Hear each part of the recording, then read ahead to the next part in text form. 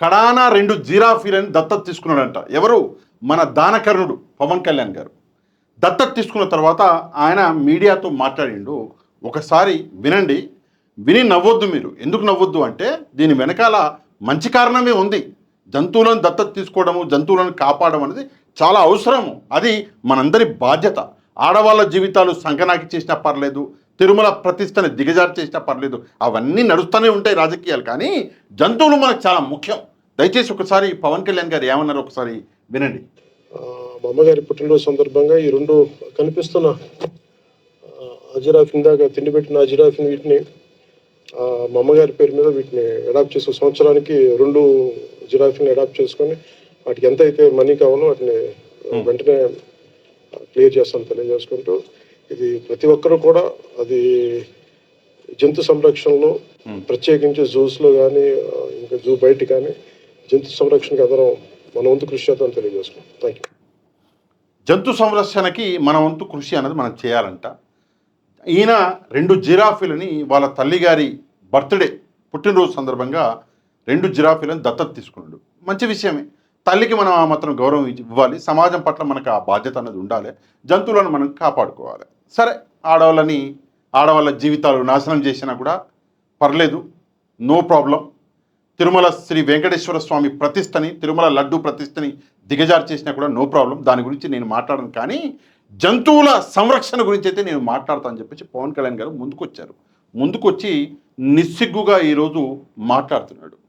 ఇంకో వీడియో కూడా బాగా వైరల్ అవుతున్నది, ఒకసారి చూడండి. అంటే పవన్ కళ్యాణ్ గారి ప్రేమ జంతువుల మీద ఎట్లుంటుంది అన్నది ఓసారి ఇక్కడ మీకు కనిపిస్తుంది. ఆయన నవ్వుల్లో, ఆయన ముసి నవ్వుల్లో మీకు బాగా కనిపిస్తుంది. అదో ఎంత బాగుంది చూడండి ప్రేమ, ఎంత బాగుంది ప్రేమ.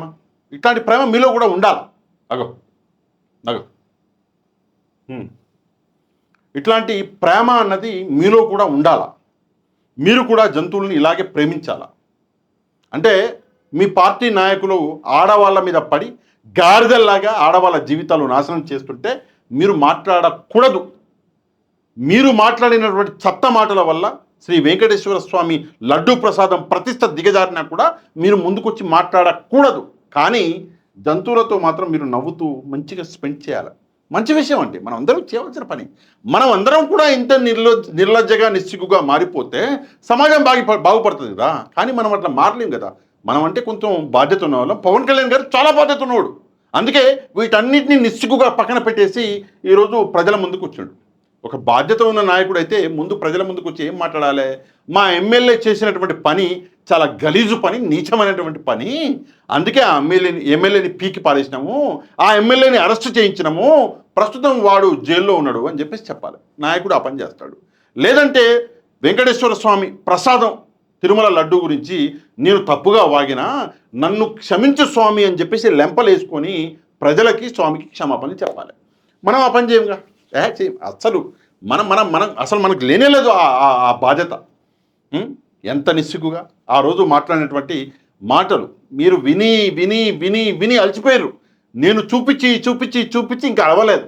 నేను చూపిస్తా, మళ్ళీ మీరు వినాలి. ఎందుకు వినాలంటే కనీస బాధ్యత మీలో కూడా కలగాలి. వినండి మళ్ళీ ఒకసారి, పర్లేదు, ఆల్రెడీ మీరు వింటారు, నేను మళ్ళీ చూపిస్తా, ఓసారి వినండి మనోడు మాట్లాడిన మాటలు. రామజన్మ అయోధ్య రామ మందిరం కోసం దానికి కూడా వీళ్ళు 1,00,000 లడ్డూస్, 1,00,000 లడ్లు ఇలా బీఫ్ తోటి, పిగ్ ఫ్యాట్ తోటి, ఫిష్ ఆయిల్ తోటి కలిపిన లడ్డు 1,00,000 లడ్లు కొన్ని శతాబ్దాలుగా అయోధ్య రామ మందిరం కావాలని చాలా ప్రతిష్టాత్మకంగా తీసుకుంటే దానికి కూడా తిరుపతి లడ్లు టీటీడీ లడ్లు. ఇది దేశం అంతా దీన్ని కదిలిపోయింది. ఈ రోజున ఇలాంటి అపవిత్రం జరిగింది. ఇలాంటి అపవిత్రం ఒక చర్చి మీద జరిగిన ఇది కామన్ మనోడు రామజన్మ అయోధ్య రామ మందిరం కోసం దానికి కూడా వీళ్ళు 1,00,000 మళ్ళీ అదే ప్లే అవుతుంది. ఇది తిరుమల లడ్డు గురించి పవన్ కళ్యాణ్ గారు మాట్లాడిన మాట. ఈయన చదువుకుంది 10వ తరగతి. ఈయన ఎఫిడవిట్లో రాశాడంట. జాడా శ్రవణ్ కుమార్ గారు చెప్తే విన్నా నేను, నాకు కూడా తెలియదు, నేను ఎఫిడవిట్ చూడలే. 10వ తరగతి మనోడు చదువుకుంది. కానీ మనోడు సైంటిస్టుల కంటే ముందుకు వెళ్ళిపోయి ఏం చేసిండు, ఏమీ రిపోర్ట్లు రాకముందే, అప్పటికి ఏమి రిపోర్ట్లు రాకముందే మనోడు బయటకు వచ్చేసి ఏంది బీఫ్, అదేదో పిగ్ ఫ్యాటు, అదేదో ఫిష్ ఆయిల్, అబ్బబ్బబ్బబ్బబ్బా డ్రామాలు చేసిండు.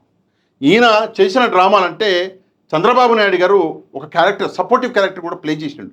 చంద్రబాబు నాయుడు గారు కడాన నిజం మాట్లాడుతున్నా అని ఆ రోజు అబద్ధాన్ని వండి వార్చిండు. ఆయన మాట్లాడిన మాటలు కూడా మళ్ళీ వినండి. మనం అదృష్టవంతుడు, మళ్ళీ వినాలి. భలేవారే మీరు వినాలంటే ఎట్లా వినండి. తిరుమల లడ్డు కూడా నాసి రకం. నాకైతే ఆశ్చర్యం వేస్తుంది. ఓకే, ఎన్ని కంప్లైంట్ చేసినా కడాన వెంకటేశ్వర స్వామి పవిత్రతను దెబ్బతీశారు. ఎన్నోసార్లు చెప్పాం. అక్కడ ఎంత దుర్మార్గంగా ప్రయత్నం చేశారంటే అంత దుర్మార్గంగా ప్రవర్తించారు. కడాన అన్న దానంలో క్వాలిటీ ఆఫ్ ఫుడ్ లేకుండా చేశారు. దేవుని దగ్గర పెట్టే ప్రసాదం వినండి అపవిత్రం చేసే విధంగా ఓసారి బాధేస్తుంది.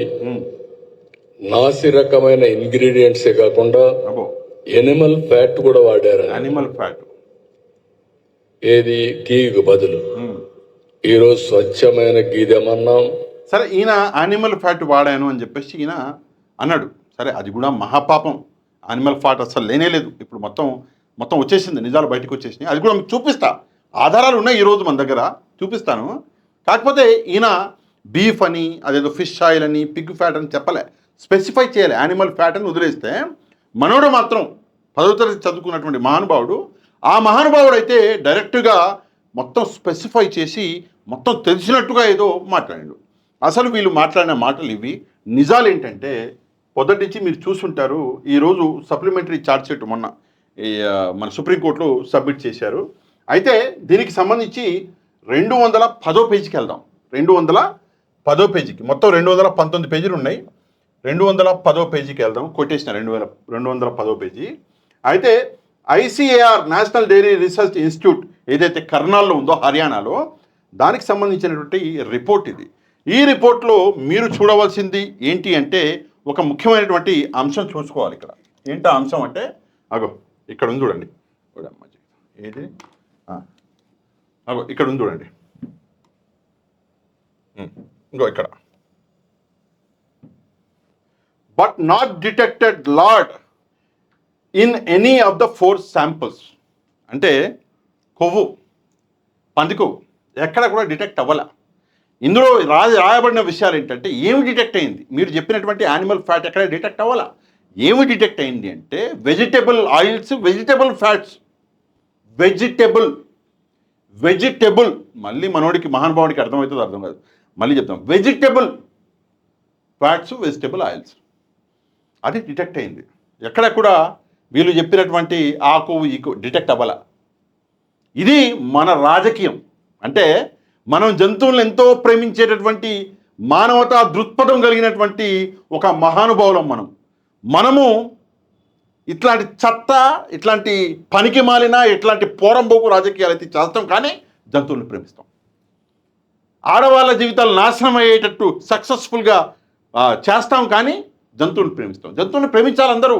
మీరు, నేను, ఒక కుక్కని, ఒక నక్కని, ఒక పులిని, ఒక జిరాఫ్ పెంచుకుందామండి. అంటే ఇంటికి తీసుకురాకల్లే, జూలో ఉంటే మనం డబ్బులు ఇస్తే చాలు, వాళ్ళే పెంచుతారు. పెంచుకుందాం. మా నాయన పుట్టినరోజు, మా అమ్మ పుట్టినరోజు వస్తే నేను కూడా ట్రై చేస్తాను. సరే, ఆయనంత డబ్బులు ఇవ్వకపోయినా ఓ 50 రూపాయలు, 100 రూపాయలు నెలకి ఇవ్వచ్చు కదా.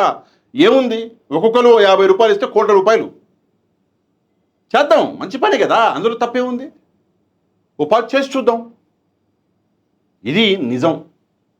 తిరుమల వెంకటేశ్వర స్వామి ప్రతిష్టని దిగజార్చినటువంటి వ్యక్తి పవన్ కళ్యాణ్. నోటికొచ్చినట్లు ఆ రోజు వాగాడు.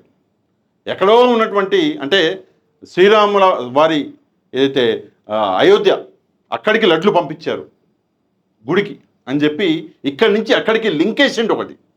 ఒక లింకేజ్ చూసిండు.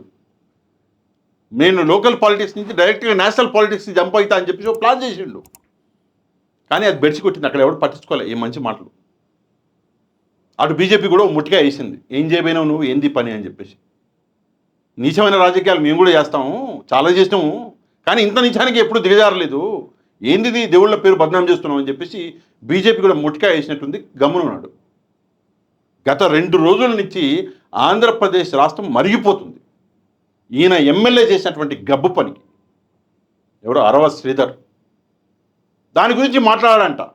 దాని గురించి అడిగితే పారిపోతాడు వెనకకి. మళ్ళీ మొన్న చూసారా నిన్న నేను ప్లే చేసిన ఆ వీడియోలలో వెనకకి మళ్ళీ జంప్ అయిపోయిందంటే మీడియా వాళ్ళందరూ మైకులు ముందర పెట్టి సార్ మీ ఎమ్మెల్యే అరవా అని, అరవా శ్రీధర్ కాదు అరవా అనబోతే జంప్ అయిపోయాడు వెనకెళ్ళి.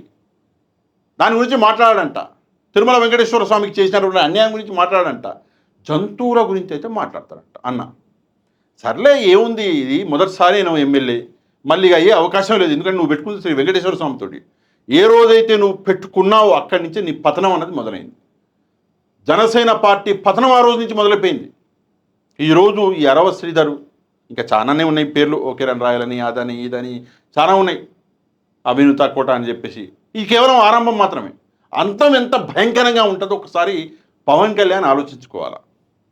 పవన్ కళ్యాణ్ అంతం ఎలా ఉంటుందో ఈ విషయం మీద ఒకసారి ఆలోచించుకుంటే బాగుంటుంది. దయచేసి ఆలోచించుకోవాలి. పవన్ కళ్యాణ్ గారు మన గౌరవ ముఖ్యమంత్రి నారా లోకేష్ గారు కాదు, క్షమించాలి, నారా చంద్రబాబు నాయుడు గారు. అదేంటబ్బా నారా లోకేష్ అని వచ్చేసింది నా నోటికి అర్థం కాదు.